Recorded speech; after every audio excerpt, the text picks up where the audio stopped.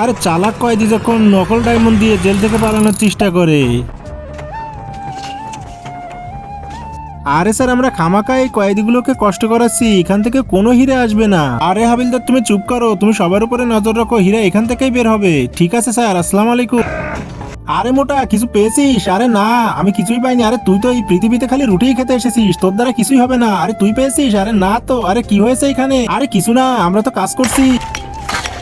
আরে মোটা ভাই এই পাথরের ভিতর থেকে তো কিছুই বের হবে না, খালি খালি সরকার আমাদেরকে পাথর ভাঙাচ্ছে। কারণ সরকার ভেবেছে আমরা তো বসে বসে খালি রুটিই খাই, এজন্য এই পাথরগুলো ভেঙে নিচ্ছে। আরে আমাদের কি ফায়দা এত পরিশ্রম করে? আরে বাবা এগুলো কি দেখছি, এগুলো তো ডায়মন্ড। আরে ডায়মন্ড এখানে কোথা থেকে এলো? আরে ভাই ডায়মন্ড গুলো পাথর থেকে বের হয়নি, আমি এই ঘড়ির ভিতরে করে নিয়ে এসেছিলাম। আরে আপনি এই ঘড়ির ভিতরে করে কিভাবে নিয়ে এসেছিলেন? আরে কোথায় ডায়মন্ড? আরে তোর যদি কোনো ডায়মন্ডের মতো কিছু মিলে তাহলে তুই আমাকে বলবি। আচ্ছা ঠিক আছে তুই যা। আরে তুমি এত দামি হীরা কোথা থেকে নিয়ে আসলে আর এখানে কেন রেখেছো? আরে এই ডায়মন্ডের কথা ছাড়, এই ডায়মন্ডের প্ল্যানে আমরা এখান থেকে ভেগে যাব আর সবাই এখান থেকে পালিয়ে যাব। আরে কি প্ল্যান আমাকে তো একটু বলো। আরে ওখানে কি হচ্ছে? আরে স্যার আমরা তো এখানে কাজ করছি। আরে স্যার পাথর খুঁজতে খুঁজতে তো আমরা সব দেখে ফেলেছি, কিন্তু কোথাও কিছু নেই, কোথাও হীরা নেই। আরে তুই ওদিকে যা, ওদিকে গিয়ে খোঁজ। আচ্ছা ঠিক আছে স্যার। আরে মোটু এখনো কিছু পাস নাই? আরে না স্যার সকাল থেকে খোদাই করছি কিন্তু এখনো ডায়মন্ড পাইনি। আরে স্যার এটা কি? এটা তো ডায়মন্ড। আরে হ্যাঁ কি বললি ডায়মন্ড? আরে সত্যি তো এখানে তো ডায়মন্ড দেখছি। আরে শিগগিরই বসের কাছে নিয়ে যাই, দেখি স্যার কি বলে।